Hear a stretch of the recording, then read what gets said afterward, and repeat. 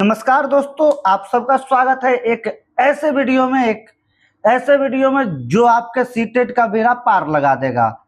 अगर आप चाहते हैं कि कोई ऐसा वीडियो मिल जाए जो मुझे सिर्फ कुछ और ना पढ़ना पड़े और मैं सिर्फ वीडियो देख के पास कर जाऊं, तो यह वीडियो आपके लिए है। मैं गारंटी देता हूं, आपको अगर कुछ समझ में नहीं आ रहा है तो इस वीडियो को 3 से 4 बार देखिए। सीडीपी में आपके 20 से ज्यादा नंबर एकदम गारंटी के साथ आएंगे। तो स्वागत करता हूं आप सबका मेरे यूट्यूब चैनल गौरव सर जी में।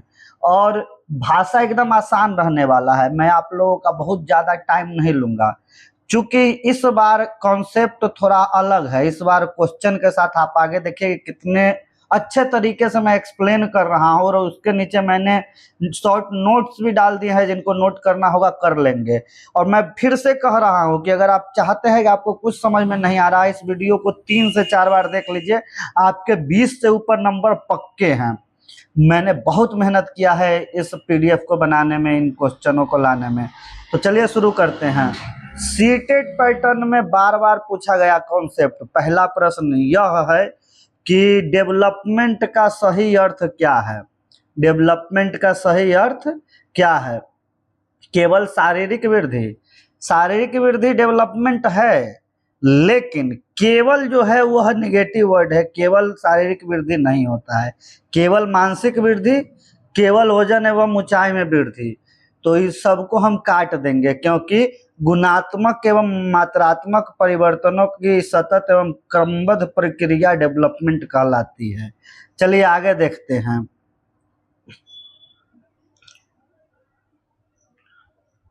विकास एक सतत क्रमबद्ध एवं आजीवन प्रक्रिया है, आजीवन चलने वाला प्रक्रिया है। इसमें शारीरिक, मानसिक और सामाजिक, संवेगात्मक, नैतिक एवं भाषाई सभी प्रकार का परिवर्तन शामिल होता है।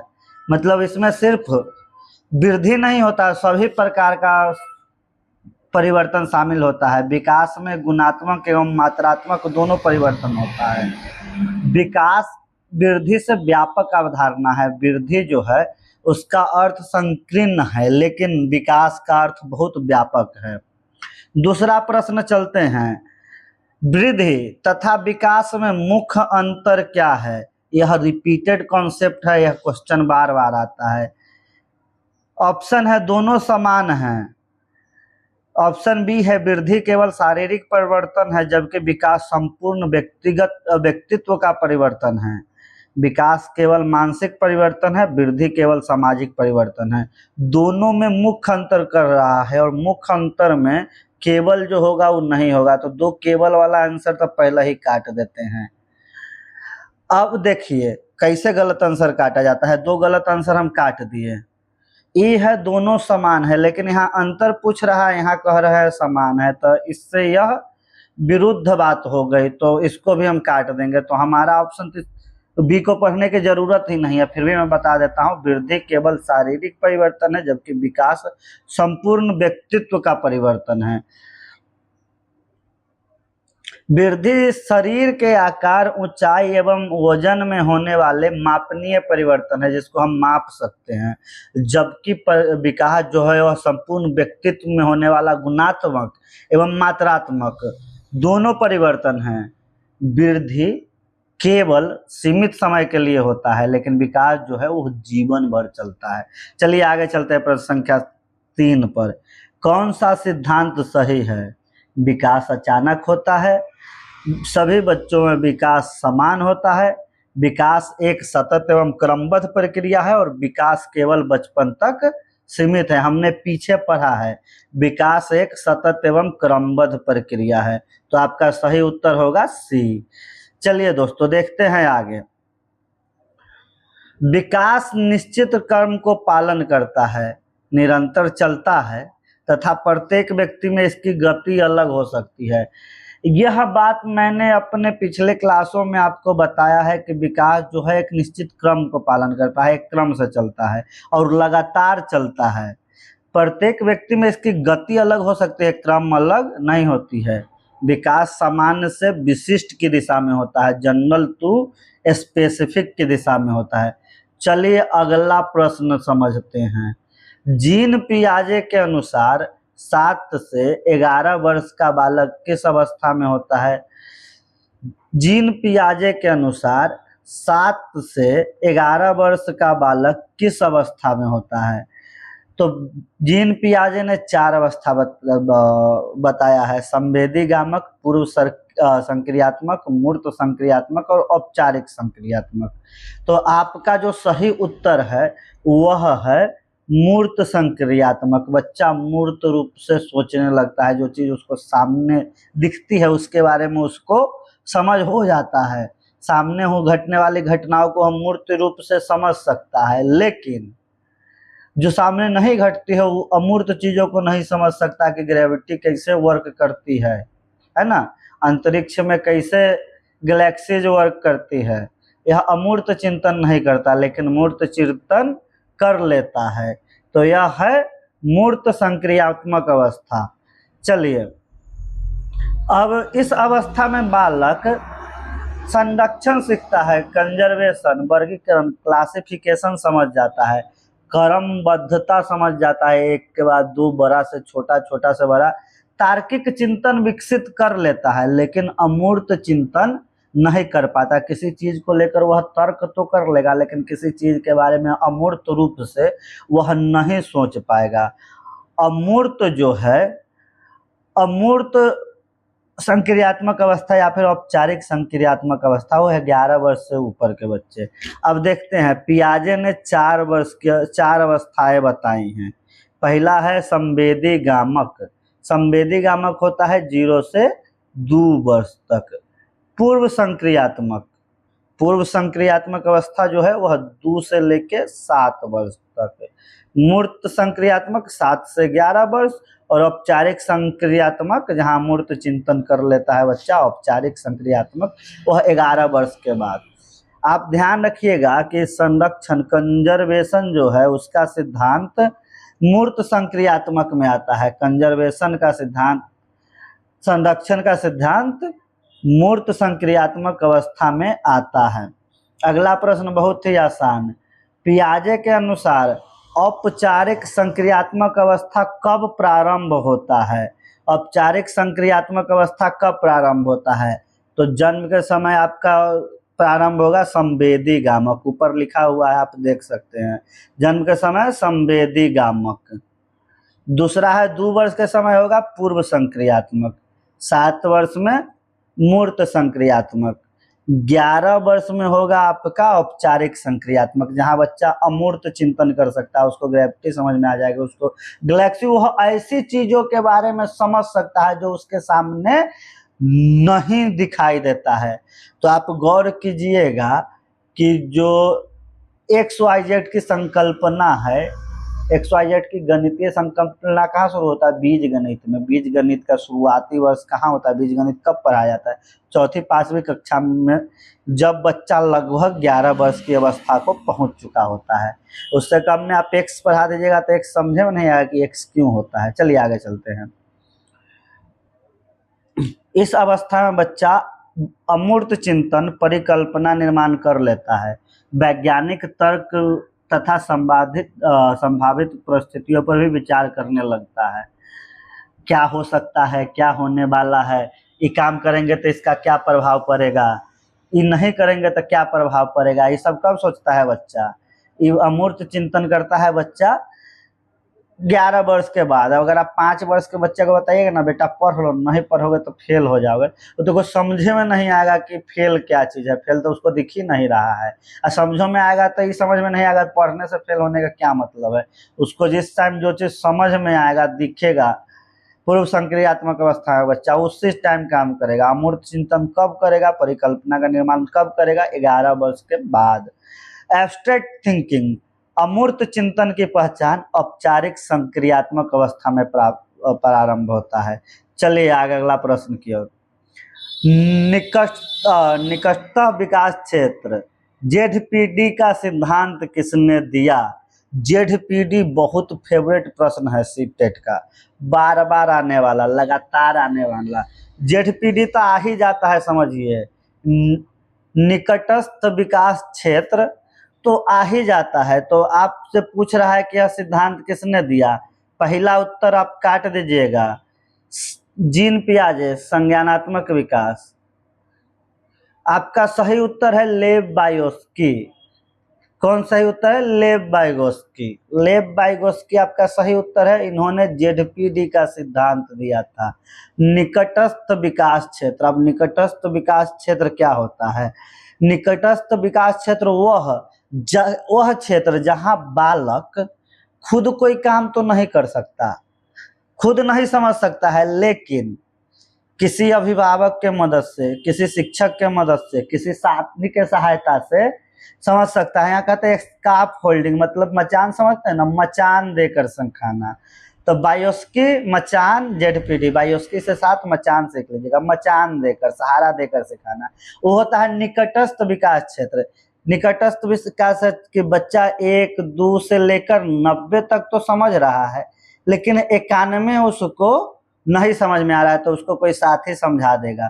तो ये इसका निकटस्थ विकास क्षेत्र है, जिसको सहारा देकर समझाया जा सकता है। तो इसका सिद्धांत किसने दिया था? तो भैया लेव वाइगोस्की ने दिया था। किसके ने? लेव वाइगोस्की ने दिया था। अब लेव वाइगोस्की ने दिया था, यह क्या है?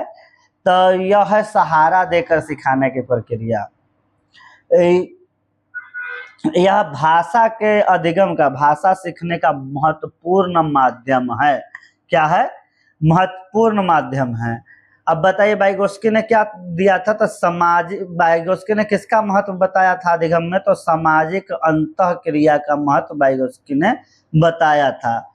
चलिए एक और महत्वपूर्ण तथ्य याद रखिएगा, स्काफ फोल्डिंग जो है, मचान जो है, वह वाइगोस्की से संबंधित है। म से मचान, ब से वाइगोस्की, ब म हो गया। चलिए कोलबर्ग का सिद्धांत किससे संबंधित है? कोलबर्ग का सिद्धांत किससे संबंधित है? तो कोलबर्ग का सिद्धांत नैतिक विकास से संबंधित है। किससे संबंधित है मेरे भाई? नैतिक विकास से संबंधित है। कोलबर्ग ने नैतिक विकास को 3 स्तरों और 6 चरणों में विभाजित किया है। 3 स्तर क्या है जी? ये पहला है पूर्व परंपरागत स्तर, दूसरा है परंपरागत स्तर, तीसरा है उत्तर परंपरागत स्तर। 6 चरण के बाद हम बात बाद में करेंगे। अब बताइए कोलबर्ग का सिद्धांत पियाजे के संज्ञात्मक विकास के सिद्धांत से प्रभावित है। इस बात को हम ध्यान रखेंगे। बहुबुद्धि सिद्धांत, मल्टीपल इंटेलिजेंट थ्योरी किसने दिया था? बहुबुद्धि सिद्धांत किसने दिया था? तो बहुबुद्धि हार्वर्ड गार्डनर। देखिए हार्वर्ड यूनिवर्सिटी है ना, हार्वर्ड है कोई और है, छोड़िए उसको नहीं जोड़ते हैं। हार्वर्ड, जब भी आपका मल्टीपल इंटेलिजेंस की बात होगी ना, तो आप जाइएगा गार्डनर के साथ। इंटेलिजेंट माने बुद्धि, बुद्धि माने दिमाग, गार्डनर माने बाघ। दिमाग को बाघ से जोड़ दीजिएगा, दिमाग को जोड़िएगा बाघ से, तो बहुबुद्धि का सिद्धांत आपका जुड़ जाएगा गार्डनर से। चलिए ये तो ट्रिक हो गया, ये तो बिना मतलब का बात हो गया।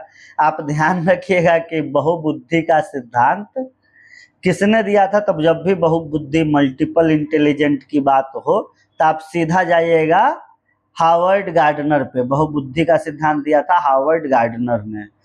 गार्डनर के अनुसार बुद्धि एक नहीं बल्कि अनेक प्रकार की होती है। तो अनेक प्रकार की बुद्धि कौन कौन होती है? भाषिक बुद्धि अलग होती है, तार्किक बुद्धि अलग होती है, संगीतात्मक बुद्धि अलग होती है, जिसका ही तेज होगा वो संगीत बजाने, गाने बजाने में ठीक होगा। शारीरिक गतिशीलता की बुद्धि अलग होती है, जिसका ही बुद्धि तेज होगा वह खेल में ठीक होगा। स्थानिक बुद्धि अलग होती है, दिशा का समझ। पारस्परिक बुद्धि अलग होती है, आत्मपरक बुद्धि अलग होती है, और प्रकृतिवादी बुद्धि अलग होती है। बाद में उन्होंने अस्तित्ववादी बुद्धि का भी उल्लेख किया है। तो हार्वर्ड गार्डनर ने बहुबुद्धि सिद्धांत को दिया है, याद रखिएगा। चलिए अगले प्रश्न की ओर चलते हैं। द्विकारक बुद्धि सिद्धांत किसने दिया? द्विकारक बुद्धि, बहुबुद्धि तो गार्डनर, लेकिन द्विकारक में स्पीयरमैन। द्विकारक में स्पीयरमैन। भाई स्पीयरमैन ने बुद्धि को 2 भागों में बांटा, एक है सामान्य बुद्धि, एक है विशिष्ट बुद्धि। स्पीयरमैन ने कितने भाग में बांट दिया? 2 भाग में। एक कौन सा बुद्धि है? समान, समान मतलब नॉर्मल आम बुद्धि। एक बहुत विशिष्ट स्पेसिफिक स्पेशल बुद्धि, बहुत तेज, दो रंग का दिमाग वाला आदमी हो गया, चाहे दो दिमाग वाला आदमी स्पीयरमैन, दो दिमाग वाला आदमी बहुत बुद्धि, बहुबुद्धि, बहुबुद्धि मतलब गार्डनर, लेकिन दो दिमाग, द्विकारक बुद्धि सिद्धांत का पूछे दो स्पीयरमैन, दो कारक का पूछे तो आप जाइएगा स्पीयरमैन के साथ है। आप इसको जोड़ लीजिएगा, जीएस थ्योरी स्पीयरमैन, जी मतलब जनरल, एस मतलब स्पेसिफिक, जीएस थ्योरी स्पीयरमैन, ऐसे इसको रट जाइएगा ना, जीएस थ्योरी स्पीयरमैन, जी मतलब जनरल, एस मतलब विशिष्ट। तो आपका जब भी दो बुद्धि का आएगा आप फट से लगा दीजिएगा। चलिए प्रश्न संख्या 10 में चलते हैं। प्रश्न संख्या 10, व्यवहार में अपेक्षाकृत अस्थायी परिवर्तन है। सीखना व्यवहार में अपेक्षाकृत अस्थायी परिवर्तन है, यह कथन किसका है? तो यह कथन है मेरे भाइयों गेट्स का। किसका है? गेट्स का। गेट्स के अनुसार अनुभव के परिणाम स्वरूप व्यवहार में होने वाला अपेक्षाकृत अस्थायी परिवर्तन ही अधिगम है। सीखने हम पढ़ते हैं, पढ़ के कुछ सीखते हैं तो व्यवहार में कुछ बदलाव आ जाता है, बोलने का तरीका में बदलाव आ जाता है, लोगों से मिलने के तरीके में बदलाव आ जाता है, उठने बैठने का तरीका में बदलाव आ जाता है। तो हमारे न व्यवहार में क्या हुआ? अपेक्षाकृत अस्थायी परिवर्तन हुआ। अभी अस्थायी परिवर्तन के बारे में किसने बताया है? तो इसको गेट्स ने बताया है। चलिए अगले प्रश्न की ओर चलते हैं। क्रिया प्रसूत अनुबंध ऑपरेट कंडीशनिंग का सिद्धांत किसने दिया? तो इसका सिद्धांत दिया स्किनर ने। किसने दिया? स्किनर ने। क्रिया प्रसूत अनुबंध ऑपरेट कंडीशनिंग का सिद्धांत दिया स्किनर ने। किसने दिया भाइयों? स्किनर ने। बीएफ स्किनर ने क्रिया प्रसूत अनुबंध का सिद्धांत दिया। इसके अनुसार सीखना पुनर्बनन रीइंफोर्समेंट द्वारा होता है। किसके द्वारा होता है? रीइंफोर्समेंट के द्वारा, पुनर्बनन के द्वारा। जिस व्यवहार को पुरस्कार या सकारात्मक परिणाम मिलता है उसे दोबारा होने की संभावना बन जाती है। बच्चा को कहेंगे कि पास कर जाओगे तो प्राइज देंगे, प्राइज दे दीजिएगा तो हो सकता है कि बच्चा दोबारा और मेहनत करे प्राइज के लालच में। इसको कहते हैं ऑपरेंट कंडीशनिंग। क्या कहते हैं? ऑपरेंट कंडीशनिंग, क्रिया प्रसूत अनुबंध। क्रिया पर इसको याद रखिए, स्किनर बराबर क्या है? क्रिया प्रसूत अनुबंध प्लस पुनर्बलन रीइंफोर्समेंट। शास्त्रीय अनुबंध क्लासिक कंडीशनिंग का सिद्धांत किसने दिया?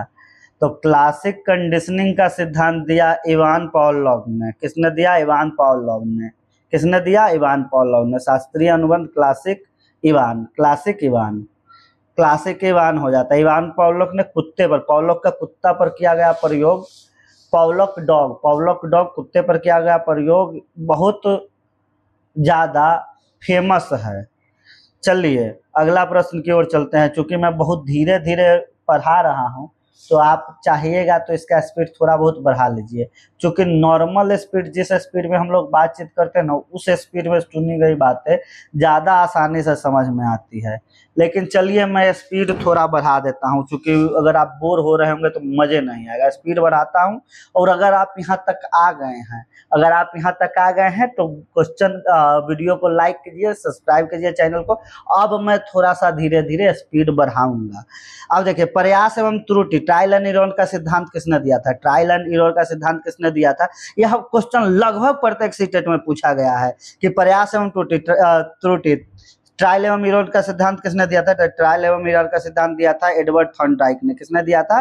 एडवर्ड थॉर्नडाइक ने। किसने दिया था मेरे बच्चों? एडवर्ड थॉर्नडाइक ने। इसका सही उत्तर है सी। थॉर्नडाइक के अनुसार बालक बार बार प्रयास करता है, गलती करता है, गलती से सीखता है। बार बार प्रयास करता है, गलती करता है एवं गलती से सीखता है। इसको प्रयास एवं त्रुटि का अधिगम कहा जाता है। प्रयास एवं त्रुटि का अधिगम। थॉर्नडाइक ने 3 प्रमुख नियम दिए हैं। एक है तत्परता का नियम, लॉ ऑफ रेडीनेस, अभ्यास का नियम, लॉ ऑफ एक्सरसाइज, प्रभाव का नियम, law of effect. Law of effect जो है, प्रभाव का नियम, यह सीटेट का अत्यंत महत्वपूर्ण विषय है। इससे प्रश्न आने की संभावना बहुत रहती है। तो अगला प्रश्न देखिए आ ही गया। प्रभाव का नियम किससे संबंधित है? तो प्रभाव का नियम संबंधित है थॉर्नडाइक से। किससे संबंधित है? थॉर्नडाइक से। चलिए अगले प्रश्न की ओर चलते हैं। अगले प्रश्न की ओर चलते हैं मेरे दोस्तों। अगर आप जुड़े हुए हैं तो वीडियो को शेयर कीजिए, अपने दोस्तों में फैलाइए, और आप चाहते हैं कि बिना कुछ पढ़े बस इस वीडियो को देख के पास कर जाए तो आप खाली इस वीडियो को देखिए, आप 3 बार देखिए इस वीडियो को, और अब मैं गारंटी देता हूँ 20 से ज्यादा नंबर आएगा। क्योंकि मैं सिर्फ प्रश्न नहीं बता रहा हूँ, प्रश्न के आसपास की चीजें भी बता रहा हूँ, आसपास की चीजें भी समझा रहा हूँ, जिससे क्या होगा कि आपको प्रश्न तो याद रहेगा। अगर इसके आसपास का कॉन्सेप्ट बदल के सेम प्रश्न आ गया, सेम कॉन्सेप्ट का भाषा बदल के आ गया, तो आप आसानी से बना लीजिएगा। चलिए, सामाजिक सीखना सामाजिक अंतःक्रिया का परिणाम है। आप याद रखिएगा, पीछे मैंने एक किसी के बारे में बताया है जो अंतःक्रिया का परिणाम के बारे में बताते हैं। आप दिमाग पर जोर दीजिए, बताइए कि किसके बारे में बताया। सीखना सामाजिक अंतःक्रिया का परिणाम है, तो मैंने आपको बताया था वाइगोत्स्की। क्या बताया था? वाइगोत्स्की। सीखना, अगर अंतःक्रिया का परिणाम सीखिएगा ना, जान पूछिएगा आएगा तो आप जोड़ दीजिएगा सामाजिक अंतःक्रिया। सामाजिक अंतःक्रिया, सामाजिक अंतःक्रिया आएगा तो आपका उत्तर जाएगा वाइगोत्स्की। तो बी आपका सही उत्तर है दोस्तों। वाइगोत्स्की के अनुसार बालक का अधिगम सामाजिक वातावरण, भाषा, संस्कृति तथा सक्षम व्यक्तियों के साथ अक्षम अंतःक्रिया से होता है। वाइगोत्स्की सामाजिक सांस्कृतिक सिद्धांत, इसको नोट कर लीजिएगा। महत्वपूर्ण तथ्य को बस नोट करते जाइएगा ना, जो स्टार मार्क के आपके लिए बनाया गया है पीडीएफ, उसमें बस आप स्टार को नोट करते जाइएगा ना, तब भी बहुत ज्यादा आपका काम आ जाएगा। सामाजिक विकास, मनोसामाजिक विकास, साइको सोशल डेवलपमेंट का सिद्धांत किसने दिया? मनोसामाजिक विकास, साइको सोशल डेवलपमेंट का सिद्धांत किसने दिया? तो एरिक एरिक्सन। मनोसामाजिक विकास, एरिक एरिक्सन का। जब भी आएगा मनोसामाजिक, एरिक एरिक्सन, मनोसामाजिक एरिक्सन। कोलबर्ग क्या है आपका? नैतिक विकास। कोलबर्ग क्या है आपका? नैतिक विकास। चलिए आगे चलते हैं। एरिक्सन ने 8 मनोसामाजिक विकास को, व्यक्तित्व विकास को 8 मनोसामाजिक अवस्थाओं में विभाजित किया है। प्रत्येक अवस्था में व्यक्ति एक मनोसामाजिक संघर्ष का सामना करता है, जिसका सफल समाधान स्वस्थ व्यक्तित्व के विकास में सहायक होता है। अब यह 8 अवस्थाएं क्या है? विश्वास बनाम अविश्वास, स्वायत्ता बनाम लज्जा, पहल बनाम अपराध बोध, परिश्रम बनाम हीनता, पहचान बनाम भूमिका भ्रम, निकटता बनाम एकाकीपन, सृजनशीलता बनाम ठहराव, अखंडता बनाम निराशा। चलिए अगले प्रश्न की ओर चलते हैं। सीटेट की कक्षा 1 से 5 के लिए विशेष रूप से परिश्रम बनाम हीनता ही पूछा जाता है। कहाँ पूछा जाता है? परिश्रम बिना बनाम हीनता, जो 612 वर्ष की अवस्था में आता है। तो इसको याद कर लीजिएगा आप, खाली स्टार वाला याद कर लीजिए, आपका काम हो जाएगा। मनोविश्लेषण, साइको एनालिसिस का सिद्धांत किसने दिया था? तो साइको एनालिसिस का सिद्धांत सिगमंड फ्राइड ने दिया था। साइको एनालिसिस, मनोविश्लेषण का सिद्धांत दिया था सिगमंड फ्राइड ने। एरिक एरिक्सन आपका हो गया ऊपर, सिगमंड फ्राइड हो गया। चलिए प्याजे जो है आपका संज्ञानात्मक विकास का है, एरिक एरिक्सन आपके जो हो गए वह मनोसामाजिक के हो गए। चलिए आगे चलते हैं। सिगमंड फ्राइड के अनुसार व्यक्तित्व विकास का मुख्यतः चेतन मन तथा प्रारंभिक बाल्यकाल के अनुभवों से प्रभावित होता है। उन्होंने व्यक्तित्व के 3 घटक बनाए हैं। एक है ईड, ईगो, सुपर ईगो। क्या है? Id, ego, super ego. Super ego Freud बहुत पहले तो खूब आता था सिगमंड फ्राइड, लेकिन अब थोड़ा सा ट्रेंड बदल रहा है, फिर भी फ्राइड का क्वेश्चन आ ही जाता है। जब आएगा ना मनोविश्लेषण बात, तो आप जाइएगा सिगमंड फ्राइड के साथ। सिगमंड फ्राइड ने बताया था एक होता है ईड, एक होता है ईगो, दूसरा होता है सुपर ईगो, तीसरा होता है सुपर ईगो। तीनों याद रखिएगा, ईड, ईगो, सुपर ईगो। तो ये प्रश्न जाएगा सिगमंड फ्राइड में। बुद्धि एक नहीं अनेक प्रकार की होती है, किसका मत है जी? तो मैंने बहुबुद्धि का सिद्धांत ऊपर बताया है, यह है हार्वर्ड गार्डनर का। किसका है? हार्वर्ड गार्डनर का। बहुबुद्धि का सिद्धांत हार्वर्ड गार्डनर का। देखिए एक ही प्रश्न बार बार अलग अलग तरीके से रिपीट होगी, जो आपके दिमाग में पूरी तरह से घुस जाएगा। गार्डनर ने बहुबुद्धि सिद्धांत, मल्टीपल इंटेलिजेंस थ्योरी दिया। उन्होंने भाषिक, तार्किक, संगीतात्मक, स्थानिक, शारीरिक गतिशीलता, पारस्परिक, आत्मपरक तथा प्रकृतिवादी जैसी अनेक बुद्धियों का वर्णन किया है। प्रत्येक बालक के सीखने की शैली अलग हो सकती है। द्विकारक सिद्धांत, 2 फैक्टर थ्योरी किसने दिया था? तो 2 फैक्टर का जहां भी आएगा तो स्पीयर से क्या करेंगे? 1 को 2 कर देंगे। तो स्पीयरमैन कौन है? 2 फैक्टर थ्योरी, द्विकारक सिद्धांत। तो स्पीयरमैन कौन है? स्पीयरमैन। जीएस थ्योरी बराबर स्पीयरमैन। स्पीयरमैन के अनुसार बुद्धि 2 प्रकार की होती है। बुद्धि लब्धि, आईक्यू के गणना सूत्र को किसने दिया? ये बहुत बार पूछा गया था। आईक्यू का गणना सूत्र किसने दिया था? आईक्यू का गणना सूत्र दिया था विलियम स्टर्न ने। किसने दिया था आईक्यू का गणना सूत्र? विलियम स्टर्न ने। किसने दिया था? आईक्यू का गणना सूत्र तो विलियम स्टर्ड ने। आईक्यू कैसे गिनेंगे, तो मानसिक आय भग्गा मानसिक आयु, मानसिक आयु मेंटल एज भग्गा बटा रियल एज मल्टीप्लाई बाई 100 कर देंगे तो आईक्यू निकल जाएगा। क्या निकल जाएगा, आईक्यू निकल जाएगा, बुद्धि लब्धि निकल जाएगा। चलिए, टर्मन ने इस सूत्र का व्यापक उपयोग किया। आगे चलते हैं। खोज द्वारा अधिगम, डिस्कवरी लर्निंग का सिद्धांत किसने दिया था, डिस्कवरी लर्निंग खोज द्वारा अधिगम का सिद्धांत किसने दिया था, तो इसका सही उत्तर है जेरोम ब्रूनर ने। किसने दिया था, जेरोम ब्रूनर ने। डिस्कवरी लर्निंग खोज द्वारा अधिगम ब्रूनर, खोज द्वारा अधिगम ब्रूनर। चलिए दोस्तों आगे बढ़ते हैं। जेरोम ब्रूनर के अनुसार बालक स्वयं खोजकर सबसे प्रभावी ढंग से सीखता है। शिक्षक का कार्य ज्ञान देना नहीं है बल्कि इससे सीखने के अवसर को उपलब्ध कराना है। ब्रूनर का प्रमुख सिद्धांत कौन कौन सा है, तो खोज द्वारा अधिगम, स्पाइरल पाठ्यक्रम। क्या है, स्पाइरल पाठ्यक्रम, स्प्रिंग जैसा पाठ्यक्रम। कैसा पाठ्यक्रम, स्प्रिंग जैसा, स्पाइरल। सक्रिय अधिगम, सक्रिय मतलब जाके खोज करेगा, खोज करने में ध्यान चलाएगा, दिमाग लगाएगा, सीखेगा। इनके 3 प्रस्तुतिकरण स्तर हैं, क्रियात्मक स्तर, चित्रात्मक स्तर, प्रतीकात्मक स्तर। ब्रूनर को निर्माणवाद मतलब कंस्ट्रक्टिविज्म का प्रमुख समर्थक माना जाता है। ब्लूम्स टेक्सोनॉमी मतलब ब्लूम का वर्गीकरण किससे संबंधित है, ब्लूम का वर्गीकरण किससे संबंधित है, तो अधिगम के उद्देश्य से। ब्लूम टेक्सोनोमी, ब्लूम का वर्गीकरण संबंधित है सीखने के उद्देश्य से, अधिगम के उद्देश्य से। बेंजामिन ब्लूम ने अधिगम के उद्देश्यों को 3 क्षेत्र में विभाजित किया, संज्ञानात्मक मतलब कॉग्निटिव, भावनात्मक मतलब अफेक्टिव और मनोक्रियात्मक मतलब साइकोमोटर। इसके क्षेत्र का संज्ञानात्मक क्षेत्र के स्तर है ज्ञान, फिर समझ, फिर अनुप्रयोग, फिर विश्लेषण, फिर संश्लेषण, फिर अंत में मूल्यांकन। रिवाइज ब्लूम टेक्सोनॉमी में क्रिएटिंग को भी, सृजन को भी जोड़ा गया था। निर्माणवाद का प्रमुख आधार क्या है, मुख्य आधार क्या है, निर्माणवाद का मुख्य आधार क्या है, रटना। बिल्कुल नहीं होगा, रटना को तब काट दीजिए। बालक ज्ञान का स्वयं निर्माण करता है, यहाँ निर्माण कैसे निर्माण लग गया, आगे पूछना। केवल पुस्तक पर ना काट दीजिए। और शिक्षक केंद्रित शिक्षण तो होता ही नहीं है, शिक्षण होता है छात्र केंद्रित। शिक्षण क्या होता है, छात्र केंद्रित। चलिए अगले प्रश्न की ओर चलते हैं। निर्वाणवाद के अनुसार ज्ञान बाहर से नहीं दिया जाता बल्कि अपने अनुभवों एवं पूर्व ज्ञान से बच्चा सीखता है। इसके समर्थक थे जीन पियाजे, लेवाइगोस्की, जेरम ब्रूनर।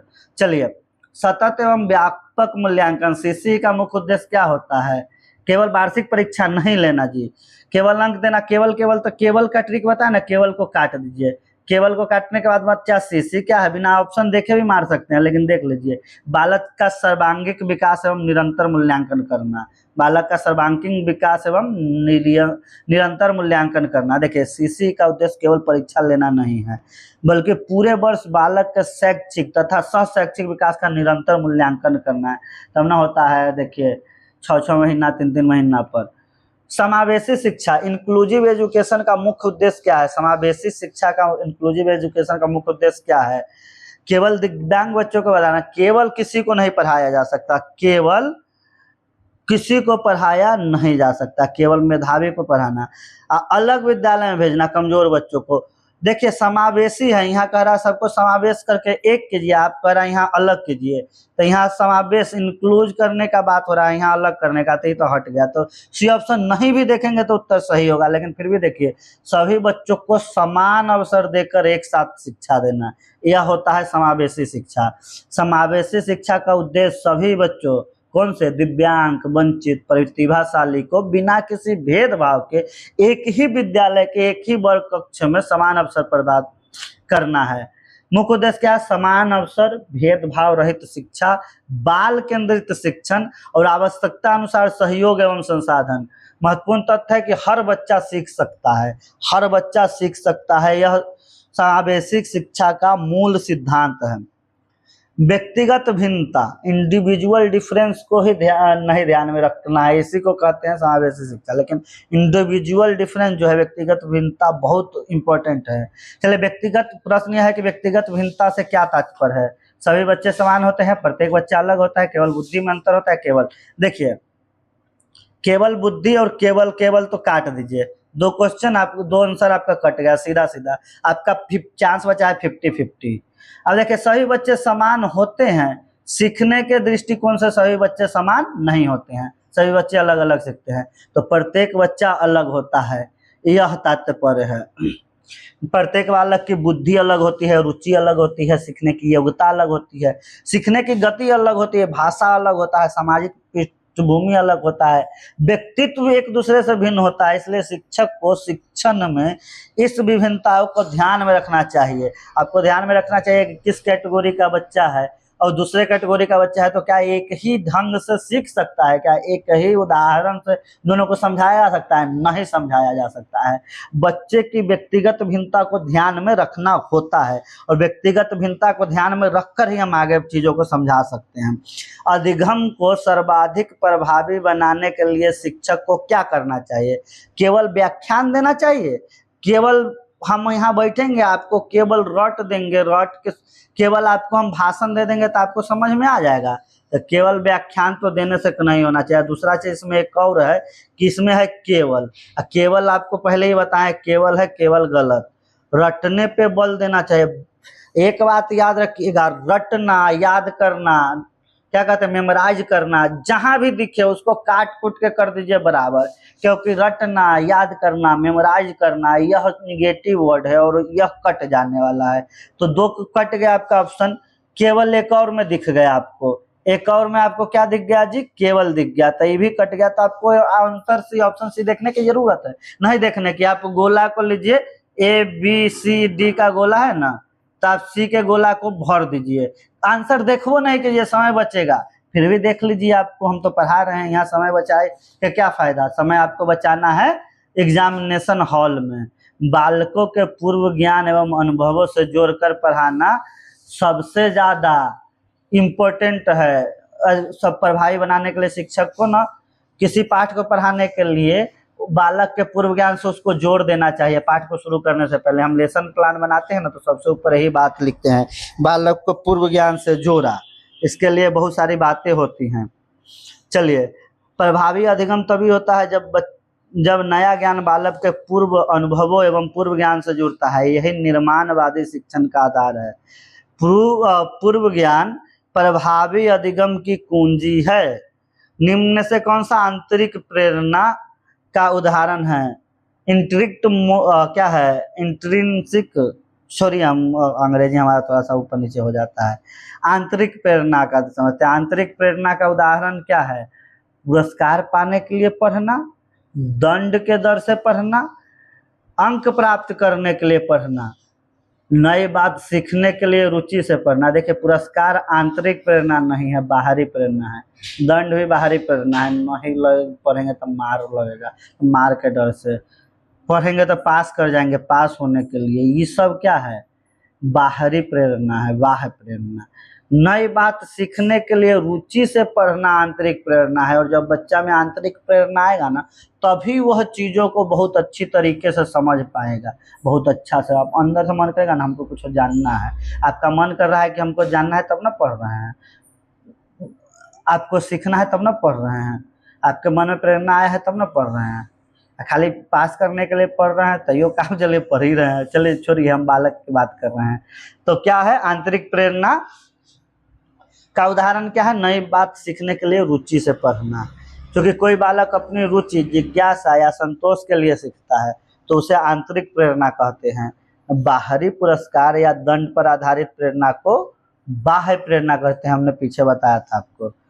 सीटेट में आंतरिक प्रेरणा को अधिक प्रभावी माना गया है। अधिगम का सबसे उपयुक्त स्वरूप कौन सा है? अधिगम का सबसे उपयुक्त स्वरूप कौन सा है? रटकर सीखना। रटकर सीखना मैंने पहले बताया था, रटना, याद करना, मेमोराइज करना, ये सब निगेटिव है, काट दीजिए। केवल याद करना काट दीजिए, केवल परीक्षा हेतु अध्ययन काट दीजिए।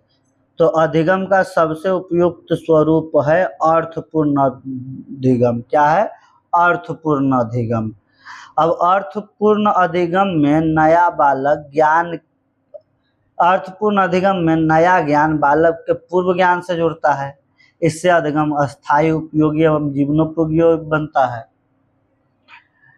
महत्वपूर्ण तत्व, रटना जो है रोट लर्निंग सीटेट के अनुसार प्रभावी अधिगम नहीं माना गया है। जब भी रोट लर्निंग की बात हो, रोट लर्निंग किसी भी भाषा में हो कि सुनाने के लिए, मेमोराइज करने के लिए, इस सब के लिए, तो उसको काट दीजिएगा, वो निगेटिव वर्ड है।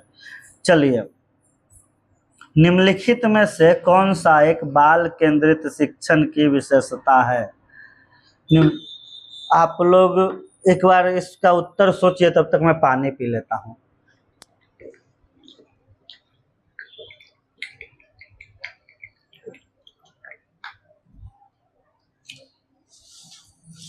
आपने सोचा क्या? निम्नलिखित में कौन सा बाल केंद्रित शिक्षण की विशेषता है? तो बाल केंद्रित शिक्षण की विशेषता क्या है? शिक्षक का एक तरफा, हम इधर से आए एक तरफ से आपके बारे में ध्यान नहीं रखे, व्याख्यान देते चले जाए, भाषण देते चले जाते, आप पर केंद्रित हुआ नहीं हुआ। रटना तो काट ही दीजिए, कहीं से बाल केंद्रित। केवल पाठ्य पुस्तक पर आधारित भी हो जाएगा आपका गलत। तो क्या होगा? बालक का सक्रिय सहभागिता। बालक अगर सक्रिय रूप से सहभागिता दिखा रहा है तो यह बाल केंद्रित शिक्षण की व्यवस्था है। चलिए आगे चलते हैं। बाल केंद्रित शिक्षण में बालक सीखने की प्रक्रिया का केंद्र होता है। शिक्षक केवल मार्गदर्शक एवं सहायक की भूमिका निभाता है तथा गतिविधि, चर्चा, परियोजना और अनुभव आधारित अधिगम को बढ़ावा देता है। महत्वपूर्ण तथ्य इसको नोट कर लीजिएगा कि बाल केंद्रित शिक्षण सक्रिय अधिगम प्लस निर्माणवाद प्लस सहभागिता। बाल केंद्रित शिक्षण बराबर सक्रिय अधिगम प्लस निर्माणवाद प्लस सहभागिता। चलिए, बुद्धि परीक्षण, इंटेलिजेंट टेस्ट का प्रथम विकास किसने किया था? किसने किया था भाई? तो अल्फ्रेड बीने ने। किसने किया था? बुद्धि परीक्षक का प्रथम विकास किया था अल्फ्रेड बीने एवं थियोडोर साइमन ने। किसने किया था? बीने एवं साइमन ने। अल्फ्रेड बीने और थियोडोर साइमन, याद कर लीजिएगा, यह तो रटने वाला प्रश्न है। आपको रटना है क्योंकि आपको पास करना है। रटना बच्चा को रटाना नहीं है, क्योंकि बच्चों को सिखाना है। चलिए, आपको पास करना है, आपके ज्ञानी बनने के लिए नहीं पढ़ा रहा हूँ मैं, आपको परीक्षा पास करवाने के लिए पढ़ा रहा हूँ। हम इस सीटेट के सारा नियम को उलट के आप पर यूज कर रहे हैं। सीटेट कहता है नहीं रटना, लेकिन आपको कम समय परीक्षा पास करना है, इसलिए आप रटिए। सीटेट करता है परीक्षा पास करने के लिए नहीं पढ़ना, सीखने के लिए पढ़ना, बाल विकास कहता है। लेकिन आपको हम परीक्षा पास करने के लिए पढ़ा रहे हैं, इसलिए परीक्षा पास करने के लिए आप रटिए, ध्यान दीजिए, ठीक है। और यहाँ तक आ गए तो एक बार नीचे सब्सक्राइब वाला बटन को दबा दीजिए। अभी तक मजा आ रहा है तो सर लिखिए सर बहुत मजा आ रहा है, और ये भी बताइए कि आप कहाँ से हैं। चलिए, थोड़ा सा मैं स्पीड बढ़ाता हूँ, लेकिन पढ़ाते पढ़ाते जो आदत है ना, धीरे धीरे स्लो हो जाता है, लेकिन फिर मैं स्पीड बढ़ा देता हूँ। बुद्धि परीक्षण इंटेलिजेंट टेस्ट का प्रथम विकास किसने किया था? मैंने बता दिया था कि अल्फ्रेड बीने ने और थियोडोर साइमन ने किया था। आपका सही उत्तर है बी। चलेगा, 1905 में। कब किया था? 1905 में अल्फ्रेड बीने और थियोडोर साइमन ने 20 का प्रथम बुद्धि परीक्षण विकसित किया। इसका उद्देश्य विद्यालय में विशेष सहायता की आवश्यकता वाले बच्चों को पहचान करना था। प्रथम बुद्धि परीक्षण किसने किया था? प्रथम बुद्धि परीक्षण स्केल क्या था? तब बीने साइमन स्केल था। बुद्धि लब्धि, आईक्यू का सूत्र किसने दिया था? तो आईक्यू का सूत्र किसने दिया था? मैंने पीछे ही बताया था, विलियम स्टर्न। किसने दिया था? William stern. आईक्यू का सूत्र क्या है जी? आईक्यू का सूत्र है मेंटल एज, मानसिक आयु, mental age by real age, वास्तविक आयु, गुने 100। ठीक है, यह है आईक्यू का सूत्र। इसे निकालेंगे तो हमें किसी का भी आईक्यू निकल जाएगा। बहुबुद्धि सिद्धांत किसने दिया था? मल्टीपल इंटेलिजेंट थ्योरी किसने दिया था? तो हार्वर्ड गार्डनर ने दिया था। हमने पीछे बात किया। देखिए, एक एक क्वेश्चन को बार बार रिपीट हो रहा है, जिससे आपके दिमाग में पूरी तरह से बात घुस जाए। मल्टीपल इंटेलिजेंट बहुबुद्धि सिद्धांत किसने दिया था? तो हार्वर्ड गार्डनर ने दिया था। गार्डनर के अनुसार प्रत्येक बालक की बुद्धि अलग अलग होती है। प्रतिभाशाली बालक, गिफ्टेड चाइल्ड की प्रमुख विशेषता क्या है? प्रतिभाशाली बालक जो गिफ्टेड है, वह औसत से क्या होगा? अगर वह गिफ्टेड है तो सीखने में कठिनाई होगी? बिल्कुल नहीं होगी। औसत बुद्धि होगा? नहीं होगा। शारीरिक कमजोरी नहीं होगा। वह औसत से अधिक बुद्धि एवं तेज होगा, तब ना वो गिफ्टेड है जी। नॉर्मल से ज्यादा तेज होगा तब ना गिफ्टेड चाइल्ड है। तब प्रतिभाशाली बालक समान बालकों की अपेक्षा तेजी से सीखता है, समान समस्या समाधान में दक्ष होता है, उसकी जिज्ञासा एवं सृजनात्मकता क्या होती है? अधिक होती है। प्रतिभाशाली बच्चों को समृद्धिकरण गतिविधियां अधिक उपयोग के लिए समृद्धिकरण गतिविधियां अधिक उपयुक्त होती है। सृजनात्मकता का सबसे महत्वपूर्ण गुण कौन सा है? सबसे महत्वपूर्ण गुण है, ये सब दोष है सृजनात्मकता का, रटना, अनुकरण, याददाश्त, ये सब नहीं है। सृजन क्या है? क्रिएट क्या हुआ? ये सब अनुकरण, किसी को देख के करना, ये मेमोरी में याद कर लेना, रट लेना, ये क्या है? ये सब तो दोष है ना। मौलिकता होनी चाहिए उसमें। क्या होनी चाहिए? मौलिकता होनी चाहिए। सृजनात्मकता का अर्थ है नए, मौलिक एवं उपयोगी विचार को उत्पन्न करना। इसमें से प्रमुख गुण है मौलिकता, प्रवाह, लचीलापन तथा विस्तार। महत्वपूर्ण तथ्य, सृजनात्मकता, बुद्धि, दो अलग अवधारणाएं हैं। अधिगम की अक्षमता, लर्निंग डिसेबिलिटी, कौन सा कथन सही है? यह कम बुद्धि का परिणाम है। यह केवल दृष्टि दोष के कारण होता है। सामान्य या उच्च बुद्धि वाले बालकों में भी हो सकता है। इसका उपचार संभव नहीं है। तो देखिए, लर्निंग डिसेबिलिटी का उपचार संभव है, तो ये तो कट ही गया। यह कम बुद्धि का परिणाम होता है, बिल्कुल नहीं। केवल दृष्टि दोष से कारण होता है, बिल्कुल नहीं। दृष्टि दोष के भी बच्चे बहुत तेज होते हैं, तो लर्निंग डिसेबिलिटी तो में हो सकता है, लेकिन केवल ये नहीं हो सकता। केवल तो काट देते हैं। तो इसका उत्तर होगा सामान्य एवं उच्च बुद्धि वाले बच्चों में भी लर्निंग डिसेबिलिटी हो सकती है। अधिगम क्षमता वाले बच्चों की बुद्धि समान या समान से अधिक हो सकती है, लेकिन उन्हें पढ़ने, लिखने या गणना करने में विशेष कठिनाई होती है। महत्वपूर्ण तथ्य क्या है कि लर्निंग डिसेबिलिटी का संबंध बुद्धि से कभी बुद्धि की कमी से नहीं होता है। डिसलेक्सिया मुख्यतः किससे संबंधित है? तो डिसलेक्सिया जो है पढ़ने एवं शब्दों की पहचान करने में कठिनाई से संबंधित है। आपने फिल्म देखा होगा तारे जमीन पर। तारे जमीन पर का जो लड़का होता है उसको डिसलेक्सिया होता है। अभी एक फिल्म आया अभिषेक बच्चन का, उसमें वो सरपंच रहता है, जेल में रहता है, उसको अक्षर समझ में नहीं आता है। वो 10वीं या 10वीं फेल ऐसा करके मूवी का नाम है, आप देखिएगा। उसमें भी डिसलेक्सिया के बारे में बताया गया है।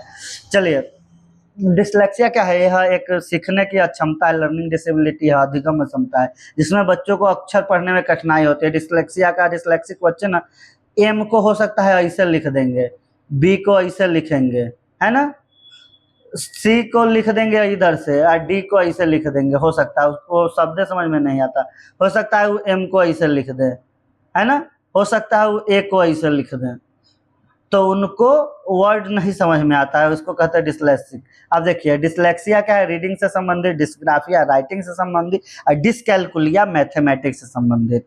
ठीक, ग्राफ देखिए, ग्राफ मतलब राइटिंग, कैलकुलिया मतलब कैलकुलेशन, तो मैथमेटिक्स। अब एक और प्रश्न है, बहुत बार आता है, एडीएचडी का पूरा नाम क्या है? एडीएचडी का पूरा नाम है attention deficit hyper activity disorder. Attention जो होगा, ध्यान कम होगा, एक्टिविटी बहुत हाइपर हो जाएगा। इसका नाम है एडीएचडी। यह एक लर्निंग डिसऑर्डर है। इसको कहते हैं attention deficit hyper activity disorder. यह एडीएचडी वाले बच्चों में ध्यान की कमी, अत्यधिक सक्रियता एवं आवेगपूर्ण व्यवहार देखा जाता है। ऐसे बच्चों को दंड नहीं बल्कि सहयोगात्मक एवं संरक्षित शिक्षक की आवश्यकता होती है। तो ऐसे बच्चों को हम पीटने लगेंगे तो पीटने से ठीक नहीं होगा, डांटने लगेंगे तो डांटने से ठीक नहीं होगा। इनको बहुत छोटे छोटे टास्क दीजिए, इनको थोड़ा सा क्या कहते हैं समझिए। यह अनुशासनहीनता नहीं है बल्कि एक न्यूरो विकासात्मक की स्थिति है। ऑटिज्म की प्रमुख विशेषता है क्या है? केवल कम बुद्धि नहीं, सामाजिक संप्रेषण एवं व्यवहार में कठिनाई होती है। उसको समाजीकरण में दिक्कत होता है, उसको नए लोगों से, नए बच्चों से, नई चीज़ों से बहुत परेशानी होती है। तो इसका सही उत्तर है सामाजिक संप्रेषण एवं व्यवहार में कठिनाई है ऑटिज्म का। केवल वाला इस सब का काट देंगे। चलिए अगले प्रश्न की ओर चलते हैं। अगर आप यहाँ तक आए हैं तो वीडियो को लाइक कीजिए। वीडियो आपका यह लंबा होने वाला है, लेकिन फायदा इससे बहुत ज्यादा होगा। चलिए अगले प्रश्न की ओर चलते हैं। ऑटिज्म से प्रभावित बच्चों को सामाजिक संपर्क एवं संचार के व्यवहार में कठिनाई होती है। प्रत्येक ऑटिस्टिक बच्चे की क्षमताएं एवं आवश्यकताएं अलग अलग हो सकती है। ऑटिज्म वाले बच्चों के लिए समावेशी एवं सहयोगात्मक वातावरण सबसे अधिक प्रभावी होता है। अगला प्रश्न है, समावेशी कक्षा में शिक्षक की सबसे महत्वपूर्ण भूमिका क्या है? सभी बच्चों को एक जैसा पढ़ाना, केवल मेधावी पर ध्यान देना, प्रत्येक बच्चों की आवश्यकता अनुसार शिक्षण में परिवर्तन करना सबसे ज्यादा जरूरी है। तो सही उत्तर क्या होगा? प्रत्येक बच्चे की आवश्यकता अनुसार शिक्षण में परिवर्तन करना। तो आपका उत्तर होगा समावेशी शिक्षक सभी बच्चों की व्यक्तिगत भिन्नताओं का सम्मान करता है तथा उनकी आवश्यकता के अनुसार शिक्षण विधि, गतिविधियां और मूल्यांकन में आवश्यक परिवर्तन करता है। इक्विटी मतलब समान अवसर, समान व्यवहार में अंतर समझना सीटेट के लिए महत्वपूर्ण है। समान अवसर और समान व्यवहार में अंतर होता है। समावेशी शिक्षा के लक्ष्य में इक्विटी है मतलब समान अवसर अर्थात आवश्यकता अनुसार सहयोग देना। सामाजिक अधिगम, सोशल लर्निंग थ्योरी का सिद्धांत किसने दिया था? सोशल लर्निंग थ्योरी का सिद्धांत, सामाजिक अधिगम का सिद्धांत किसने दिया था? यह बार बार पूछा जाता है। इसका सही उत्तर है अल्बर्ट बंडूरा ने। अल्बर्ट बंडूरा ने सामाजिक अधिगम सोशल लर्निंग थ्योरी को का सिद्धांत दिया था। अल्बर्ट बंडूरा के अनुसार बालक दूसरे के व्यवहार का अवलोकन एवं अनुकरण करके सीखता है, देखता है, उसको इमिटेट करता है, अनुकरण करता है। इसे प्रेक्षणात्मक अधिगम कहते हैं, ऑब्जर्वेशनल लर्निंग कहा जाता है। बंडूरा के प्रमुख सिद्धांत क्या है? प्रेक्षणात्मक अधिगम, अनुकरण, आत्म प्रभावकारिता, प्रत्यक्ष एवं परोक्ष पुनर्बलन। चलिए, भाषा लर्निंग एक्विजिशन डिवाइस, लैड का सिद्धांत किसने दिया था? लैड का सिद्धांत, भाषा अर्जन, लैड का सिद्धांत दिया था आपके नॉम चॉम्स्की ने। भाषा अर्जन लैड, भाषा अर्जन LAD, Noam Chomsky, L N, L से लैंग्वेज, एन से नॉम चॉम्स्की। भाषा अर्जन का सिद्धांत किसने दिया था? नॉम चॉम्स्की ने दिया था। नॉम चॉम्स्की के अनुसार प्रत्येक बालक जन्म से भाषा सीखने की जमजात क्षमता लेकर आता है। उपयुक्त वातावरण मिलने पर भाषा का विकास स्वाभाविक रूप से होता है। निम्न में से कौन सा अधिगम का स्थानांतरण, ट्रांसफर ऑफ लर्निंग है? नई परिस्थिति में पूर्व ज्ञान का उपयोग करना, रटना, केवल परीक्षा देना, भूल जाना। तीनों को काट दीजिए नीचे से, ऊपर वाला जो है आंसर लगा दीजिए, ज्यादा समझने की जरूरत नहीं है। आपको समझ में आएगा, रटना कट जाएगा, भूल जाना काट देना कट जाएगा, केवल परीक्षा कट जाएगा। तो सही कौन बचा? केवल परिस्थिति में। अब देखिए, अधिगम का स्थानांतरण, आपको कोई नई परिस्थिति मिली, आपने पहले से कुछ सीखा हुआ है, उसका उपयोग करके आप नई परिस्थिति से लड़ गए, नई परिस्थिति से आपने उसको उबार दिया। आप सक्षमता का तैयारी कर रहे थे लेकिन आपको सीटेट देना है, तो आप उस तैयारी, उस मेहनत को अब यहाँ कर दीजिएगा, तो ये क्या हुआ? अधिगम का स्थानांतरण हुआ, सीखने का स्थानांतरण हो गया। चलिए, पहले सीखा गया ज्ञान नई परिस्थितियों में उपयोगी सिद्ध होता है तो इसे अधिगम का स्थानांतरण कहते हैं। यह सकारात्मक, नकारात्मक एवं शून्य भी हो सकता है, लेकिन सीटेट पर पॉजिटिव ट्रांसफर पर अधिक प्रश्न पूछे जाते हैं। निम्न में से कौन सी आर्थिक प्रेरणा का उदाहरण है? पुरस्कार के लिए पढ़ना, दंड के लिए पढ़ना, ज्ञान प्राप्ति के करने, आनंद के लिए पढ़ना, आनंद के लिए, ज्ञान प्राप्ति के लिए। सही उत्तर है। चलिए, स्मृति, मेमोरी का प्रथम चरण कौन है? पुनः स्मरण, धारण, अभिलेखन, विस्मरण। प्रथम जो है किसी चीज को स्मृति में रखने के लिए वो है अभिलेखन। क्या है? अभिलेखन, एकोडिंग। स्मृति की प्रमुख विशेष मुख्य क्रिया क्या है? अभिलेखन, संग्रहण, पुनर्प्राप्ति। ठीक है। विस्मरण, फॉरगेटिंग का सिद्धांत किसने दिया था? फॉरगेटिंग का सिद्धांत आपको दिया था एबिंगहाउस ने। फॉरगेटिंग का सिद्धांत आपका किसने दिया था? एबिंगहाउस ने। हरमन एबिंगहाउस ने विस्मरण वक्र प्रस्तुत किया। उनके अनुसार समय बीतने के साथ स्मृति का ह्रास होता है, विशेषकर प्रारंभिक समय में अधिक तेजी से। तो फॉरगेटिव कर्व का बात जब आएगा विस्मरण का सिद्धांत का, तो आप जाएंगे एबिंगहाउस के साथ, हरमन एबिंगहाउस।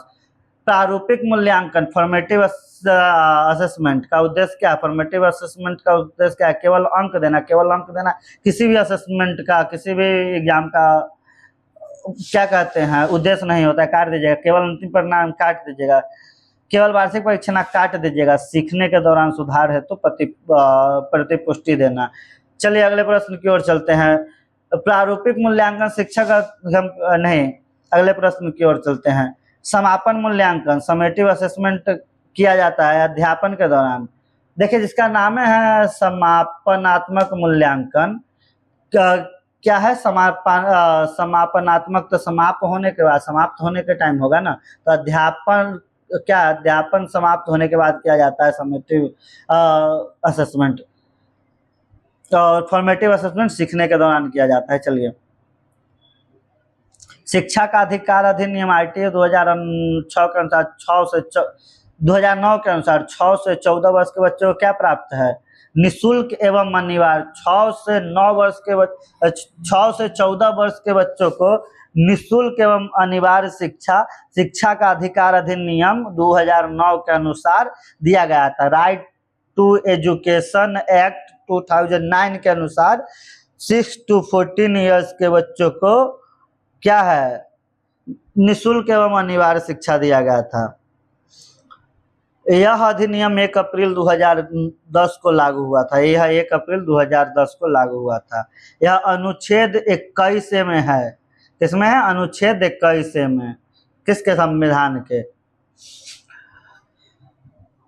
प्रश्न संख्या 50, हम आधे प्रश्न तक पहुंच गए हैं। सीटेट के अनुसार प्रभावी शिक्षक की सबसे महत्वपूर्ण विशेषता क्या है? प्रभावी शिक्षक की केवल व्याख्यान देना, केवल भाषण देना नहीं, अनुशासन के लिए दंड देना नहीं होगा, केवल पाठ्य पुस्तक पढ़ाना नहीं होगा, बालकों की व्यक्तिगत भिन्नताओं को ध्यान में रखकर शिक्षण कराना होगा। अब एक चीज आपने गौर किया होगा कि 4 ऑप्शन है, 4 ऑप्शन में ना 2-3 ऑप्शन छोटा है, 3 ऑप्शन छोटा है, 1 ऑप्शन बड़ा लंबा है। तो एक चीज याद करिएगा कि 90% संभावना है ना कि अगर ऑप्शन के लंबाई में बहुत अंतर है कि एगो 2 3 शब्द का है, अगला ऑप्शन 10-12 शब्द का अगला ऑप्शन है, एक ऑप्शन 10-12 शब्द का है, बाकी 1-2-3 शब्द का है। तो जो 10-12 शब्द वाला ऑप्शन है ना, जो लंबा वाला ऑप्शन है ना, उसके सही होने की संभावना 90% है। चलिए, तो अभी आपका आधा क्लास खत्म हो गया। अगर आप पानी वानी पीना चाहते हैं तो क्लास को रोक के पानी पी लीजिए, क्योंकि अगला आधा चलेगा, हो सकता है कि अलग रफ्तार हो, अलग तेजी हो। ठीक है, चलिए अगले प्रश्न की ओर चलते हैं। निम्नलिखित में से कौन सा विकास का सिद्धांत है? बार बार पूछा गया। विकास का सिद्धांत क्या है? सभी बच्चों में समान गति से होता है। विकास एक सतत प्रक्रिया है। विकास केवल बचपन तक सीमित है। विकास केवल वंशानुक्रम पर निर्भर करता है। तो विकास, आपका सही उत्तर है बी, विकास एवं एक सतत प्रक्रिया है। चलेगा। बाल विकास मुख्यतः किसका अध्ययन करता है? केवल शारीरिक परिवर्तन का, केवल मानसिक परिवर्तन का, गर्भावस्था से किशोरावस्था तक होने वाले सभी विकासात्मक परिवर्तन का, केवल विद्या। तो देखिए, पूरे विकास की बात होती तो गर्भ से कब्र तक की बात होती, लेकिन बाल विकास की बात हो रही है। किसके विकास की हो रही? बाल विकास की। तो यह गर्भावस्था से लेकर किशोरावस्था तक के विकास के परिवर्तन के बारे में बात करता है। चलिए अगले प्रश्न की ओर चलते हैं। परिपक्वता, मैचुरेशन का संबंध किससे? अभ्यास से, प्रशिक्षण से, जैविक एवं अनुवांशिक विकास से, पुरस्कार से। आप देख रहे हैं पैटर्न की एक एक अक्षर वाला है, वो तीनों गलती है, लेकिन 3-4 अक्षर वाला सही है। तो परिपक्वता का जो संबंध है वह है जैविक एवं आनुवंशिक विकास से।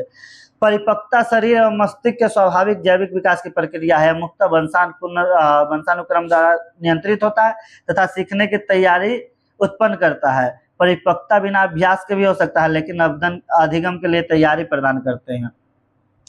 निम्नलिखित में से कौन सा अधिगम का सर्वोत्तम माध्यम है? रटना नहीं होगा। केवल व्याख्यान है, केवल गृह कार्य तो नहीं होगा। देखिए 3 गो तो आप काट दीजिए, केवल काट दीजिए, केवल 2 काट दीजिए, रटना को ऐसे काट दीजिए, निगेटिव है। तो आपका सही उत्तर है अनुभव आधारित अधिगम। आपको देखने की भी जरूरत नहीं है। ठीक है, अगले प्रश्न की ओर हम चलते हैं। लर्निंग बाय डूइंग का सिद्धांत किसने दिया था? लर्निंग बाय डूइंग का सिद्धांत दिया था जॉन डूई ने। किसने दिया था? जॉन डूई। डूइंग डूई आप लोग ऐसे याद कर लिया, लर्निंग बाय डूइंग का सिद्धांत दिया था जॉन डूई ने। किसने दिया था? जॉन डूई ने। पियाजे ने क्या दिया था मेरे भाइयों? वाइगोस्की ने क्या दिया था? स्किनर ने क्या दिया था? यह सब आपके लिए क्या है? होमवर्क है। होमवर्क नहीं, आप समझिए, अभी नीचे लिख दीजिए। क्वेश्चन नंबर कितना? 55। वाइगोस्की, पियाजे सबका आपको लिखे थे कमेंट में, आपको अभी तक समझ में आया कि नहीं? निम्नलिखित में से कौन सा बाल केंद्रित शिक्षण का उदाहरण है? निम्नलिखित में से कौन सा बाल केंद्रित शिक्षण का उदाहरण है? केवल व्याख्यान विधि तो शिक्षक केंद्रित हो गया। परियोजना कार्य, रटकर याद करना, केवल बोर्ड पर। अब बच्चों को हम प्रोजेक्ट वर्क देंगे तो अब बाल केंद्रित है, क्योंकि बच्चा फेविकॉल लाएगा, जोड़ेगा, तोड़ेगा, बनाएगा, तो अब बाल केंद्रित है। लेकिन रटकर उत्तर याद करा देना, केवल बोर्ड पर लिखना, केवल व्याख्यान देना, केवल भाषण देना, ये सब बाल केंद्रित नहीं है। और बाल विकास CDP इसको टोटली नकार देता है। चलिए अगले प्रश्न की ओर चलते हैं।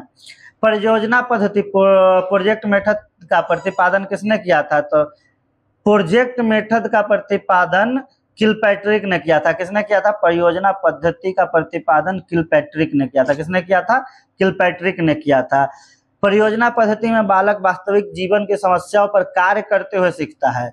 इसमें सहयोग, योजना, निर्णय एवं अनुभव का विशेष महत्व होता है। परियोजना का काम होगा तो सब एक दूसरे का मदद करेगा, ग्रुप में काम होगा, पीयर में एक दूसरे से समझेगा, यह उसके वास्तविक जीवन की समस्याओं पर भी काम करता है। अच्छा, किलपैट्रिक जॉन डूई के सदस्य थे। जॉन डूई कोई लर्निंग बाय डूइंग वाले डूई। व्यक्तिगत भिन्नताओं को ध्यान में रखते हुए शिक्षक को क्या करना चाहिए? व्यक्तिगत भिन्नताओं को ध्यान में रखते हुए शिक्षक को क्या करना चाहिए? सभी को एक के जैसा कार्य देंगे तो इसमें भिन्नता का क्या ध्यान रखा? सभी को समान गति से पढ़ाएंगे तो भिन्नता का कहाँ ध्यान रखा? केवल मेधावी छात्र पर ध्यान देंगे तो ये तो भिन्नता का बिल्कुल ध्यान नहीं दिया। तो अगला आंसर जो सबसे बड़ा है, विविध शिक्षण विधियों एवं गतिविधियों का प्रयोग करना, यह सही होगा। चलिए अगले प्रश्न की ओर चलते हैं। निम्नलिखित में से कौन सा निर्माणवादी कक्षा कक्ष की विशेषता है? निर्माणवादी कक्षा कक्ष की विशेषता है शिक्षक का एकतरफा व्याख्यान काट दीजिए, रटना काट दीजिए, केवल परीक्षा काट दीजिए, चर्चा होगा, खोज होगा, समस्या समाधान होगा, तब ना कुछ निर्माण होगा, तब ना कुछ कंस्ट्रक्ट होगा, तब ना क्या कहते हैं, कंस्ट्रक्टिविस्ट। हाँ, अंग्रेजी हो प्रभु। चलिए अगले प्रश्न की ओर चलते हैं।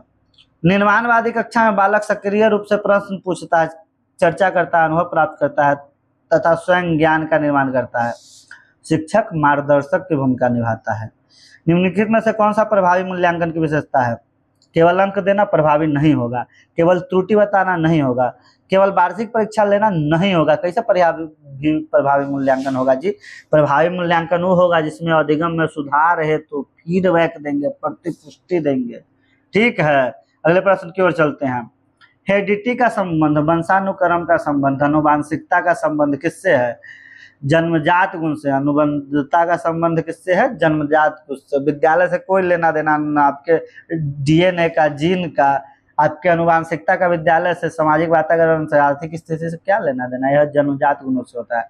वंशानुक्रम किसको प्रभावित का? किरण को, स्किन कलर को, है ना। चलिए, शारीरिक बनावट को, बुद्धि की क्षमता को, थोड़ा बहुत। वातावरण, एनवायरमेंट का सबसे उपयुक्त अर्थ क्या है? केवल विद्यालय, केवल परिवार, केवल काट दीजिए, केवल मित्र। जन्म के बाद मिलने वाले सभी बाहरी प्रभाव जो है वह एनवायरमेंट का अर्थ है। निम्नलिखित में से कौन सा सवाल केंद्रित शिक्षण का उद्देश्य है? रटकर सीखना बिल्कुल नहीं, रटकर सीखना निगेटिव अर्थ है। शिक्षक को ध्यान में, शिक्षक कौन है जी? छात्र को ध्यान में रखना होता है, काट दीजिए। बालक का सक्रिय भागीदारी सुनिश्चित करना, केवल परीक्षा। देखिए आप क्या देख रहे हैं, जो सबसे लंबा वो सबसे ज्यादा सही। ऐसा नहीं, कभी कभी गलत भी हो जाएगा, लेकिन 90% सही होगा। तो आपका सही उत्तर है सी, बालक का सक्रिय भागीदारी सुनिश्चित करना। निम्न में से कौन सा निर्माणवादी शिक्षक की विशेषता नहीं है?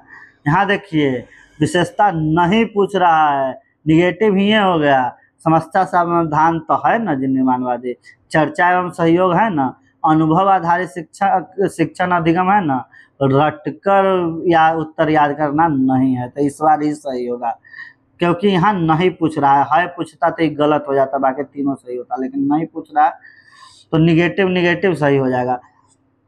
कौन सा अभिसारी चिंतन कन्वर्जेंट थिंकिंग का उदाहरण है? अभिसारी चिंतन का उदाहरण होगा एक समस्या के अनेक समाधान, एक सही उत्तर तक पहुंचना, नई कल्पनाएं प्रस्तुत करना, मौलिक विचार देना। एक सही उत्तर तक पहुंचना अभिसारी चिंतन का प्रमुख उदाहरण है। अभिसारिक चिंतन का उद्देश्य किसी समस्या का एक एवं तार्किक उत्तर प्राप्त करना है, जबकि अपसारी का एक चिंतन क्या डाइवर्जेंट थिंकिंग से ना हम अनेक संभावित उत्तर खोजते हैं। चलिए, निम्नलिखित में से कौन सा अपसारी चिंतन का विशेषता है? केवल एक उत्तर देना नहीं, अपसारी चिंतन में, डाइवर्जेंट थिंकिंग में हम एक का कोई उत्तर दे सकते हैं। हमको पटना जाना है तो हम क्या कहते हैं, महुआ से पटना जाना है, वैशाली से पटना जाना है तो लालगंज से भी जा सकते हैं। हम उधर क्या कहते, छपरा से घूम के भी जा सकते हैं, है ना। हमको दिल्ली जाना है तो बसों से जा सकते हैं, ट्रेनों से जा सकते हैं, फ्लाइटों से जा सकते हैं। तो एक समस्या का कई सारा उपाय जो हो गया वो हो गया डाइवर्जेंट थिंकिंग, अपसारी चिंतन।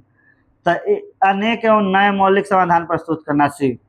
चलिए, समावेशी शिक्षा में शिक्षक की भूमिका क्या होनी चाहिए? शिक्षक की भूमिका क्या होनी चाहिए? सभी बच्चों को एक जैसा पढ़ाना, दिव्यांग बच्चों को अलग बढ़ाना, प्रत्येक बालक की आवश्यकता के अनुसार शिक्षण पर ध्यान देना। देखिए लंबा है तो इसको सही मानते हैं, यहाँ केवल काट देते हैं, अलग बैठाना काट देते हैं। सभी को एक जैसा पढ़ाएंगे, सभी का एक जैसा पढ़ाएंगे तो हम इंडिविजुअल डिफरेंस जो है, व्यक्तिगत भिन्नता का ध्यान कैसे रखेंगे? तो सामाजिक शिक्षा क्या हो गई, समावेशी शिक्षा क्या हो गया? तो सही उत्तर आपका होगा सी, प्रत्येक बालक की आवश्यकता के अनुसार शिक्षण कराना। देखिए, अगर आपको कुछ समझ में नहीं आ रहा है और आपको पास करना ही है तो इस वीडियो को 2 से 3 बार देखिएगा, आप परीक्षा पास कर जाइएगा। कम से कम सीडीपी में आपके अच्छे खासे नंबर आ जाएंगे। चलिए, निम्न में से कौन सा प्रारूपिक मूल्यांकन का उपकरण है? प्रारूपिक मतलब फॉर्मेटिव असेसमेंट, जो बीच में होता है। वार्षिक परीक्षा, बोर्ड परीक्षा, कक्षा का अवलोकन एवं परियोजना कार्य, अंतिम परीक्षा। तो अवलोकन एवं परियोजना कार्य जो है वो फॉर्मेटिव असेसमेंट है। यह क्लास के बीच में लिया जा सकता है, सिलेबस चलते सिलेबस के बीच में, जिससे हम समझे कि क्या समस्या हो रही है सीखने में और उसमें सुधार करें। प्रभावी अधिगम के लिए सबसे महत्वपूर्ण क्या है? प्रभावी अधिगम के लिए दंड, भय रटना कोई प्रभावी अधिगम के लिए उपयुक्त नहीं है। सबसे है रुचि एवं प्रेरणा। जिस बालक में सीखने की रुचि एवं प्रेरणा होती है उसका अधिगम अधिक प्रभावी एवं स्थायी होता है। शिक्षक का कार्य प्रेरक का वातावरण तैयार करना है। Interest plus motivation equal to better learning. निम्न में से कौन सा एक अच्छे शिक्षक की विशेषता है? केवल व्याख्यान देना, दंड का अधिक प्रयोग करना, केवल पाठ्य पुस्तक पढ़ाना। दंड भी एक नेगेटिव वर्ड है, इसको भी काट दीजिए। बालकों की आवश्यकता के अनुसार शिक्षण कराना क्या है? एक अच्छे शिक्षक की विशेषता है।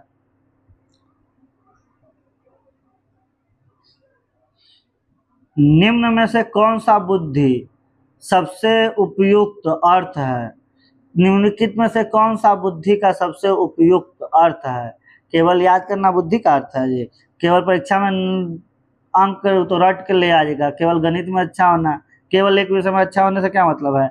नई परिस्थितियों में समायोजन एवं समस्या समाधान की जो क्षमता है, यह इंटेलिजेंट का सबसे उपयुक्त अर्थ है। बुद्धि का सबसे उपयुक्त अर्थ है। बुद्धि का अर्थ केवल ज्ञान या स्मरण शक्ति नहीं, बल्कि नई परिस्थितियों में समायोजन, तर्क, निर्णय एवं समस्या समाधान की क्षमता है। बुद्धि जन्मजात क्षमता है, जबकि ज्ञान अर्जित किया जाता है। निम्नलिखित में से कौन सी अभिक्षमता का उदाहरण है? वर्तमान ज्ञान, भविष्य में किसी कार्य को सीखने की क्षमता, परीक्षा का परिणाम, स्मृति। इसका सही उत्तर है भविष्य में किसी कार्य को सीखने की क्षमता को अभिक्षमता कहते हैं, एप्टीट्यूड कहते हैं। क्या है? एप्टीट्यूड। अभिक्षमता किसी व्यक्ति की भविष्य में किसी विशेष कार्य को सीखने की या उसमें सफलता प्राप्त करने की क्षमता है। एप्टीट्यूड इक्वल टू भविष्य की क्षमता, अचीवमेंट इक्वल टू वर्तमान की उपलब्धि। निम्नलिखित में से कौन सी उपलब्धि का उदाहरण है? सीखने की क्षमता, भविष्य की योग्यता, परीक्षा में प्राप्त अंक, जन्मजात क्षमता। तो अभी परीक्षा में प्राप्त अंक जो प्राप्त हुआ वो आपका अचीवमेंट है। अभी आपने सक्षमता पास किया है वो आपका अचीवमेंट है। आप सीटेट पास कीजिएगा, वह आपका एप्टीट्यूड है। ठीक है। कौन सा निम्न में से कौन सा बाल केंद्रित मूल्यांकन का उदाहरण है? केवल लिखित परीक्षा नहीं, केवल काट दीजिए, केवल वार्षिक काट दीजिए, केवल काट दीजिए। जो बच गया उसको सही उत्तर बनाइए। बच क्या गया? पोर्टफोलियो, परियोजना एवं अवलोकन। तो आपका सही उत्तर है सी। बाल केंद्रित मूल्यांकन में बालक के सीखने की पूरी प्रक्रिया का मूल्यांकन किया जाता है, केवल अंतिम परिणाम का नहीं। निम्नलिखित में कौन सा एक सतत एवं व्यापक मूल्यांकन का भाग है? केवल वार्षिक परीक्षा सतत एवं व्यापक, केवल लिखित नहीं, शैक्षणिक एवं सशैक्षणिक दोनों क्षेत्रों का मूल्यांकन सतत एवं व्यापक मूल्यांकन है। आप मार्कशीट बनाते हैं तो देखते हैं ना, उसमें खेलने का, पढ़ने का, स्कूल आने का, सब का ऑप्शन होता है, सबका स्टार दिया जाता है। अरे यार, निम्नलिखित में से कौन सा अच्छे मूल्यांकन की विशेषता नहीं है? वस्तुनिष्ठता, विश्वसनीयता, वैधता, पक्षपात। पक्षपात कहीं से भी अच्छा मूल्यांकन की विशेषता नहीं है, तो सही उत्तर होगा डी। एक अच्छा मूल्यांकन वैध, विश्वसनीय, वस्तुनिष्ठ तथा निष्पक्ष होना चाहिए। प्रतिपुष्टि फीडबैक का क्या उद्देश्य है? दंड देना नहीं, केवल अंक बताना नहीं, अधिगम में सुधार करना फीडबैक का उद्देश्य है। निम्नलिखित में से कौन सा रचनात्मक मूल्यांकन का उदाहरण है? Assessment for learning. बोर्ड परीक्षा नहीं जी, वार्षिक परीक्षा नहीं जी, कक्षा प्रश्नोत्तर कीजिएगा तब ना रचनात्मक मूल्यांकन कीजिएगा, लर्निंग का असेसमेंट कीजिएगा, अगर सुधार कीजिएगा। तो सही उत्तर है सी। निम्नलिखित में से कौन सा सीखने का सर्वोत्तम वातावरण है? भय एवं दंड देकर हम दबाव बना कर नहीं सिखा सकते हैं। प्रतियोगिता एवं तनाव बनाकर भी नहीं सिखाया जा सकता है। सुरक्षित, सहयोगात्मक एवं प्रोत्साहनपूर्ण वातावरण में बच्चे अच्छे से सीखते हैं। तो सही उत्तर है सी।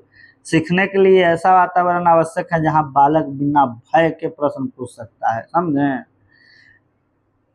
लगता है नींद बहुत ज्यादा आ रहा है हमको, तो ही बार बार उंगली थोड़ा ज्यादा हार्ड टच होता जा रहा है।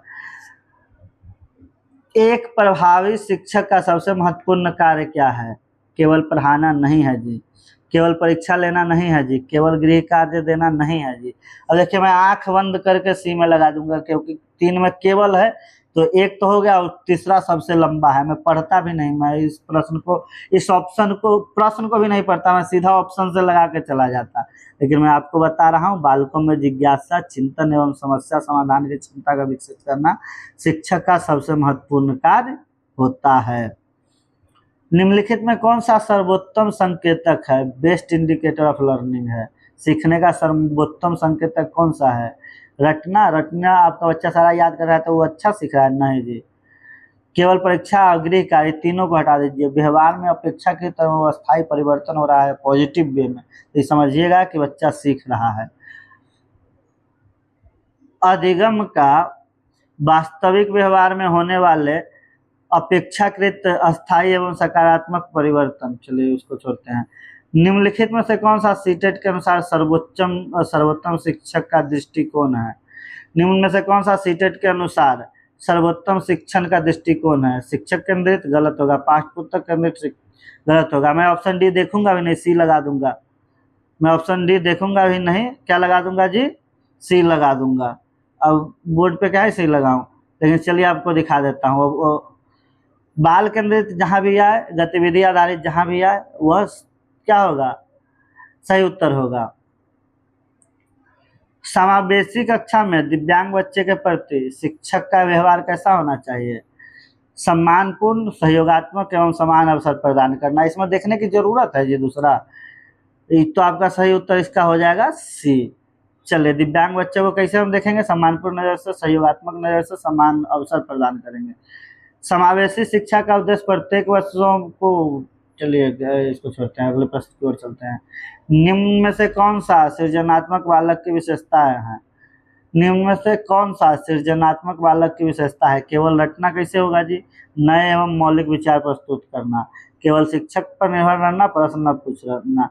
तो सही उत्तर आपको कहने की जरूरत है, आपको नहीं समझ में आ रहा है कौन होगा? नए एवं मौलिक विचार प्रस्तुत करना होगा सृजनात्मक बालक की विशेषता। चलिए अगले प्रश्न की ओर चलते हैं। प्रश्न संख्या 85। निम्न में से कौन सा अच्छे प्रश्न की विशेषता है? निम्न में से कौन सा अच्छे प्रश्न की विशेषता है? केवल तथ्य पूछना, रटने पर आधारित होना, चिंतन एवं तर्क को बढ़ावा देना, केवल हाँ या ना में उत्तर देना। तो अच्छा प्रश्न वो है जिसमें चिंतन एवं तर्क को बढ़ावा देंगे। तो सही उत्तर आपका हो जाएगा सी। चलिए अगले प्रश्न की ओर चलते हैं। कक्षा में त्रुटियों को शिक्षक को कैसे देखना चाहिए? दंड देने, कोई गलती को शिक्षक को कैसे देखना चाहिए कि गलती हो गया तो चलो कूट देते हैं, सीखने में बाधा है? भाई गलती जो है वो सीखने की प्रक्रिया का स्वाभाविक भाग है। जो सीखने का प्रयास करेगा, जो सीखना चाहेगा, वही गलती करेगा। तो आपका सही उत्तर होगा अधिगम प्रक्रिया का स्वाभाविक भाग। देखिए अगर आप लोग यहाँ तक आ गए हैं और तब आपने सब्सक्राइब नहीं किया है तो आपको पाप लगेगा। आपको अब सब्सक्राइब कर लेना चाहिए, आपको अब बेल आइकन दबा देना चाहिए।